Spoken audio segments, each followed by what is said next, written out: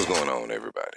This will be the Cinematics Top 10 TV series of 2021 so far, 10 through 6. Doesn't matter if it dropped the first season or the last. If it put out the finale in 2021, it qualifies. Now, I won't have any spoilers because I hope you haven't seen any of these and I want you to go check them out. All right, boom. Starting at number 10 is The Nevers at a 6.6. I think I really like this show, even though the rating doesn't reflect that. Now, this is set in London back in them Sherlock Holmes eras. So it's set around two women that run an orphanage for children that have been quote unquote touched. Now, touch means they acquired powers or at least some type of special abilities from a seemingly extraterrestrial event that takes place a good while before our story starts. Now, I enjoyed the ride. Dialogue is pretty clever and also it always got a purpose. And the fight scenes are well above what's to be expected from that type of TV show. And the story progresses fairly quickly. I don't even think I can think of, a boring episode or anything like that. Now, with that, the execution is flawed, but this show brings a lot to the table that will pique people's interest. And I think you should go check it out. The Nevers coming in at number 10. All right, at number 9, we got with a 7.0, I'm going to have to go with WandaVision. Now, given you have to be able to stomach the old Nick at Night skits that they trying to do and give Marvel a little bit time to explain it, it gets crazy, and they don't do a great job of explaining it, but well enough that you can enjoy the better parts of the show. Now, I do suggest that you are heavily engulfed in the MCU. Otherwise, you're going to be looking around like, what has TV come to?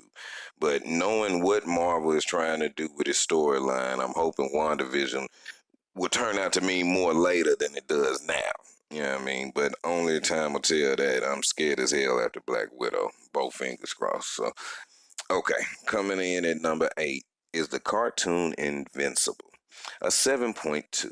A great feel good story about a high school boy that, while dealing with girls and grades, also has to learn to deal with his new superpowers. In this great biopic of a teenager becoming a man, you must be crazy. This is some sick shit. I'm talking about the finale. When I watched the finale, I was wondering how could I have sit through this and not gone crazy myself. Nobody's safe in this thing. Everybody can get it. They assembled an all-star cast that I can honestly say really brings out the story, even when they trying to get goofy with it. I mean, it got its little parts that hard to sit through, but I mean, God, dog, they going hard. Powerful scenes left and right. Hell, you get through that first episode, big trust. Nobody will have to tell you to keep it going. Great throw out to your normal routine. Go watch Invincible. I'm telling you, you'll like it. It's like The Boys on steroids. It's crazy. All right, boom.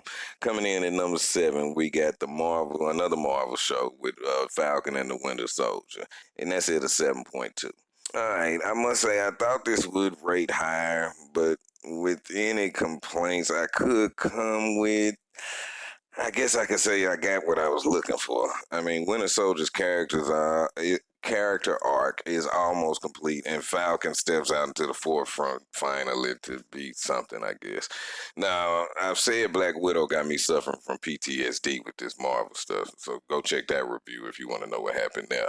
But we all had an idea where Falcon and Winter Soldier was going, and I can say they did produce what they were promised. So Falcon and Winter Soldier acting was a little bit better than I thought it would be, and I think Zemo kept all that shit together, you know what I mean? Even though he brought in some plot holes that I don't understand, but all around pretty good. Marvel just set the bar so high that they get graded different, so I don't know about it.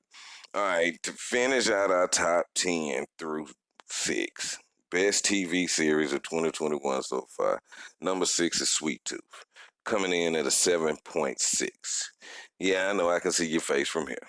But y'all should know by now that if I put my stamp of approval on anything, it has to have what my boy Mike calls one of the big 3: money, murder, or mayhem. And Sweet Tooth ain't about money, but it got the other two. Jumps off with the news talking about a virus sweeping through the globe, killing everybody. Now, at the same time that this virus surfaced, humans start having babies coming out of, like, humans have babies coming out looking like this motherfucker. Okay? Hybrids. So if you have a kid after a certain date, it's half animal. could be any animal. You know what I mean? You could have any type of animal, but it's going to be little human and half animal. And since all humans are only having hybrid babies, you already know them capital riders want them all dead. You know what I mean? Yeah, you got a baby with duck feet. We're going to come shoot your baby in the face and call a taxidermist. Oh, you hiding your baby. All right, we're going to shoot you too. Then kill your baby and call the taxidermist. Might need to dissect your baby for science. I'm talking about it gets sick. Oh, you caught the virus? Okay, we burning your house down with you in it, with your wife or husband if they been staying with you. You got kids? Frying them. Done with. Not a joke. Not playing. And it's silly in spots, of course. You're going to want to shoot his dumb ass the whole season. But the writers got you rooting for him too at the same time while he's making you mad. Amazing how they kind of walk the line of this fantasy, childlike horror series. I mean, it's extremely well done. Destroys pre-beliefs of what you thought it was going to be. Sweet Tooth coming in at a 7.6, and that's number 6 on our 10 through 6. Come back and check out for our 1 through 5 coming soon. There it is.